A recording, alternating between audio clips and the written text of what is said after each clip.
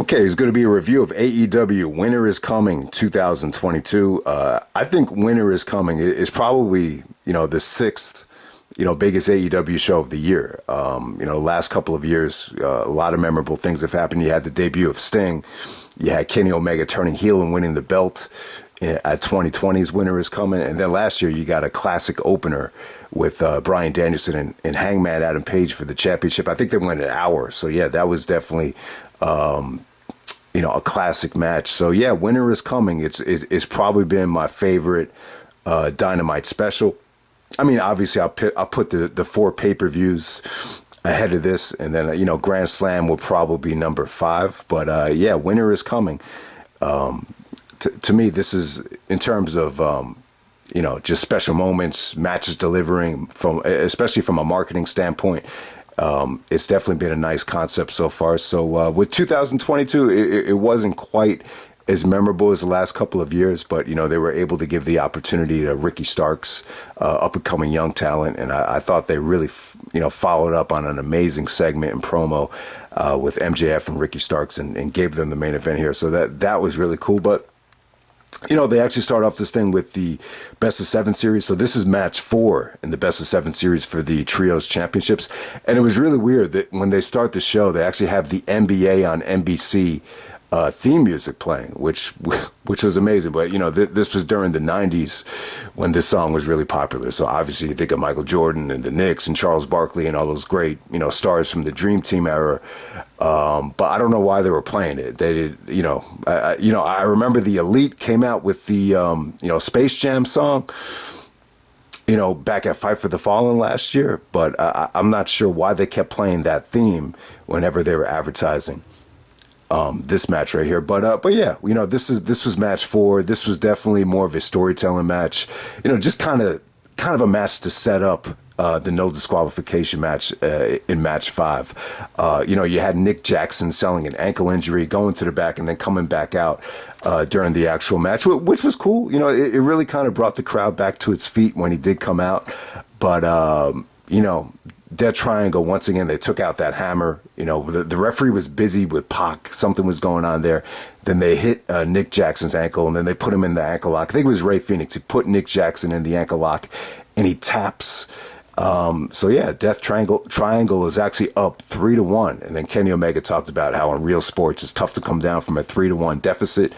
But he said, if you want to keep using that hammer, we're going to make the hammer legal. It's going to be a no disqualification match. All weapons are legal in match number 5. So yeah, it's going to be a crazy match. I guess it's at Holiday Bash for match number 5. But yeah, I like the Omega promo. This was a little bit different. It wasn't as over the top and, mind blowing with the action, but it's been a really interesting series so far. So it's probably going to go 7. I don't think any of these best of series, going back to, Benoit and Booker T or Cena and Booker T, I don't think any of them were, ended early. So I would assume this is going to go 7. So this was definitely a nice little, storytelling match to kind of, set up the next match. So there we go with that. All right, so let me just jump to the main event. All right, so main event, we got MJF defending the belt against Ricky Starks. So Ricky Starks won the Dynamite Diamond Battle Royal the week before, and then we got an amazing segment with Ricky and MJF. And yeah, I mean, I don't think anyone's really, went at MJF this hard before. I thought Ricky showed a lot of heart. He had a lot of adrenaline. He touched on a lot of things. He actually called the maxi pad. I think he said, I'm going to swipe that mole off your face. So he said a lot of things that I think a lot of people were a little bit hesitant to go there with MJF. And I thought it was a great segment. It ended with MJF kicking him in the nuts, and there was an awesome spear. So yeah, you definitely had a great segment there. And yeah, I thought, the fans were really into this thing, man. They were really engaged. I think this is an example of, just having that amazing segment, laying it all out there, and then you just hope for the best. And they got it. The fans were into every single rope break, every submission. They got behind Ricky. MJF. If you thought MJF was going to be, cheered, or he was too popular to be a heel, I think he's proved everybody wrong. he's getting more heat than ever right now, so that's definitely a good thing. So yeah, really really good match. Ricky just couldn't get on he couldn't deliver the Rochambeau that I think Taz was going to call it a Liger bomb, but his finishing move, the Rochambeau, every time he tried to do it, MJF had a counter to it. There were some really, really good rope breaks where MJF transitioned from the knee to the arm. So really good submission work from MJF. I wasn't blown away by his performance from an athletic standpoint, but his submission work was definitely on point here. So, I mean, the finish was what it was. He kind of used the referee, Paul Turner, as a shield, and he was able to get the low blow in and the small package for the victory. So a good heel victory for him. And then Danielson comes out. And, Danielson's trying to get his revenge on MJF for what he did to William Regal. So obviously they're going to go back to MJF and Danielson. They might do that match in Seattle. That's Danielson's home state, Aberdeen, Washington. So it should be interesting to see, if they drag Danielson and MJF all the way out to Revolution. But we'll see what happens there. But yeah, hopefully they don't drop this Ricky Stark storyline with MJF. Hopefully they could really continue it and have another match. I know it's tough, man. It's tough to be the first title shot after a major star wins the belt for the first time. It's really tough. I mean, very rarely has this happened where a monster star will come back or win the championship and then he loses in the first title defense. I mean, like the most memorable one I could think of is Triple H actually losing to Hogan. But, obviously it's tough to duplicate, the kind of star power that Hogan had when he returned and all that nostalgia. So, but yeah. A good main event. It wasn't like an amazing match, but the story and the execution and the follow up and just the emotional investment from the fans. I think it was memorable enough when you take into account the promo and the execution of the match. You could definitely argue that it was probably one of the top 25 AEW stories of the year. And it's possible. I think the MJF Ricky Stark segment, it's probably not going to be my segment of the year. There were so many this year that, especially with MJF, that probably stand out a little bit more than this. But if you want to say this was in your top 10 or top 5, AEW segments of the year, I wouldn't disagree with that. So also on the show, you got Jungle Boy actually defeating Brian Cage. I thought Cage looked good here, man. I thought Cage actually looked even better here than he did at Final Battle. Jack Perry, he just sold his ass off for Brian Cage, but Jack ended up getting kind of a tough victory for him, kind of an awkward looking schoolboy, while Prince Nana was distracting him, and he was able to roll him up. I mean, not a pretty match, but anytime you got Jungle Boy going up against a bigger dude, David versus Goliath, I think he works really, really well with bigger guys. And then you had Stokely Hathaway come down. And that set up Big Bill, William Morrissey, coming out to, beat down Jungle Boy once again. Obviously, he eliminated Jungle Boy from the Battle Royal, so they're following up on that. And then Hook makes the save. So Hook makes the save. Stokely Hathaway had a Rest in Peace New Jack reference. I didn't really get it. He touched on how, he wished the music kept playing, and he said, "What, Rest in Peace New Jack?" I didn't really get what he was going for there because there wasn't any music playing. But bottom line is Hook and Jungle Boy kind of forming a coalition, which is cool. I thought the whole segment was definitely a nice change of pace for Jungle Boy to get away from Christian and Luchasaurus, which, kind of felt like it was going on a little bit too long. But yeah, great moment there. And then you had the House of Black returning to take on the Factory.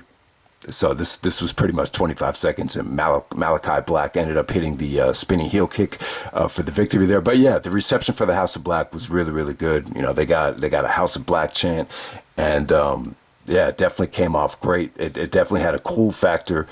And yeah, they really tried to paint Julia Hart like she was crazy and evil. So I thought it worked out really well to finally see the House of Black back. But yeah, they definitely need to get more out of Malachi Black. There's so many great guys you could put him up against, especially like Danielson and Malachi Black down the road. That could be an amazing matchup. All right, so next up we had Chris Jericho taking on a jobber as a tune-up match. So if you remember, when Kurt Angle faced Cena, he actually cut a segment with Undertaker and said, "I just had a tune-up match," and Taker was like, "Is that what you call that? Boy, you just got your ass beat." So Jericho called this a tune-up match, and he actually loses. He loses to Action Andretti. I really wasn't a big fan of the decision. See, this is a match right here where you can't really judge it until years down the road. So who knows if this dude Action Andretti ends up becoming anything like a 1-2-3 kid, and Cena didn't even lose that match. I mean, Cena actually lost to Kurt Angle, but obviously if he becomes a John Cena, who knows what he's going to end up being like. I mean, he looked okay. He looks like an athletic dude. He was good in the ring. He was in great shape, but it was hard to tell, like, if this kid was really worthy of getting a victory over Jericho. But I don't know. I don't know a lot about him. Maybe a lot of you guys know a lot more than I know about Action Andretti. But the match was good, though. The crowd was into it. They were chanting "Let's go, Jobber." I mean, he kicked out of the code breaker. Obviously, he didn't kick out of the Judas effect, so they protected that finish. But I don't know, man. I'm just not a big fan of Jericho losing to a guy like this right after Final Battle. Kind of devalues the Claudio title win at Final Battle, if you want to look at it from that standpoint. But like I was saying, man, who knows? We'd have to wait and see. Like, this is a match you could evaluate, 5 years from now. Like, some people are going to say it's aged well because Action Andretti used it to propel himself, and some people are going to be like, oh, it's just a flash in the pan. He couldn't capitalize on the momentum. So we'll see what happens there. And then also you had Ruby Soho going over Ty Melo. I thought this was good. I thought the match was engaging. I like Ty. I think she's really hot. I thought she was able to showcase, her positives here, which is her jiu-jitsu skills. And then I thought this was probably one of the biggest wins Ruby Soho has had since her debut at All Out, when she really had a lot of buzz. So it was a nice little comeback for her. But yeah, man, other than that, man, so some of the matches I just wanted to shout out, from Full Gear until Winter is Coming, that, some people might have missed. Definitely check out the Elite and Death Triangle. Obviously at Full Gear, I thought they had a great match there. Match 2 and 3 were really, really pretty much just as good. There was one of them, I think the main event, the one that was the main event, was pretty awesome. So definitely check out, those two matches. I think the one from Indiana ended up being the best one, the one from November 30th. Also, you had Chris Jericho taking on Tomihiro Ishii from Dynamite Thanksgiving. Great stuff. Jericho had a great Ring of Honor championship reign. Like, if you want to put him above Homicide or James Gibson, I have no problem with that. But, to think it was on the same level as Danielson, Joe, Nigel, Morishima, Austin Aries, even CM Punk, I would say that's laughable. But, yeah, I think Jericho did a good job. I think you could argue both ways. I think you could argue Jericho definitely looks a little bit past his prime, but at the same time, I do feel like, especially this match with Ishii, I felt like they gave you a lot there. I thought it was really, really good. Jericho was actually bleeding from the nipple, I believe, or maybe the chest. And I just thought the finish with the variation of the Walls of Jericho into the Lion Tamer was just definitely an awesome finish. So, the matches with Claudio delivered. You could argue Jericho stole the show at Full Gear. So yeah, it was a really, really good Ring of Honor championship reign. I'm just not thrilled with him, putting over younger guys this soon. But maybe it's more storyline driven. Maybe this is going to lead to Jericho appreciation turning on him. So you just have to wait and see. Also, you had Bryan Danielson taking on Dax Hardwood from Indiana on November 30th. They opened up the show with a bang. Obviously, from a wrestling standpoint, probably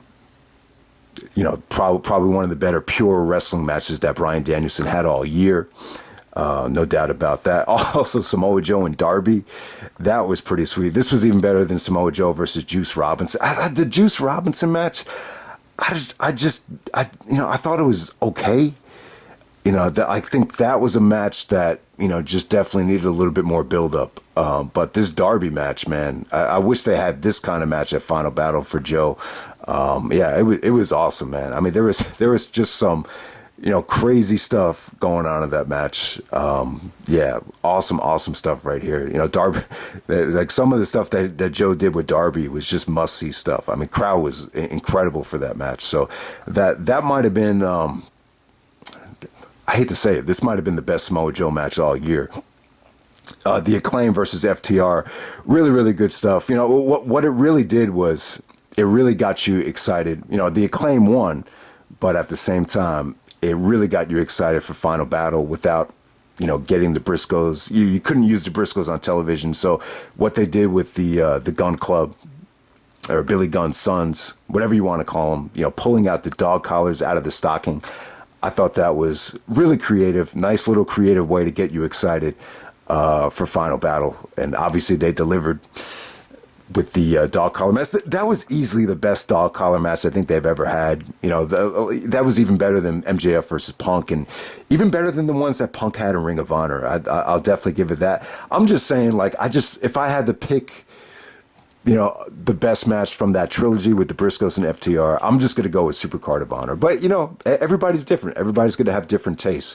But it's cool, man. Like I said, man, that match could appeal to guys like Jim Cornette, and it can appeal to, new school fans as well. And I think that's what it did. I don't think there's anything negative you could say about that trilogy. You want to say the best trilogy since Steamboat and Flair, I have no problem with that. And then, I didn't see the whole match yet. I saw a little bit live, but I got to go back to it. But I'm going to just put it down anyway. We got the rematch between Moxley and Takeshita from Rampage to open up the December 9th Rampage. So definitely want to see that. Someone had a sign that said Takeshita is the greatest of all time in the crowd last week on Dynamite. So we'll see how that rematch turned out. I'm pretty sure it was pretty awesome. So Takeshita is signed exclusively to AEW now, so that's definitely a good sign. But he's someone that I thought really could have helped out that Final Battle undercard, no doubt about it. But yeah, Final Battle was a little bit weird, man. It was tough to tell, from the reaction on YouTube. I don't know if maybe YouTube just isn't the place to be for Ring of Honor right now. I don't know what it is. It was just tough to tell, how much people really enjoyed the show, how many people ordered the show. I mean, they said the biggest gate or, biggest buy rate in Final Battle history. But, when you compare it to the buzz that, even Final Battle 2011 had, it's just, the buzz just wasn't there. I thought even last year's show, because it was the end, I just felt like there was a little bit more interest on YouTube. But I don't know, maybe I'm just not looking in the right place. But yeah, Final Battle, it was a good show, but I think it might have ran into the problem of maybe too many pay-per-views just kind of jointed together, with Full Gear, War Games, and then there's a pretty quick turnaround for Final Battle. Maybe it's just too much all at once. Maybe that was the mentality that some people had. I think Jim Ross even said it, he forgot the pay-per-view was on, but he went back and he saw the dog collar match, so... But that's pretty much it, guys. That's Winter is Coming 2022. Definitely one of the biggest AEW shows of the year. And I'm out. All right.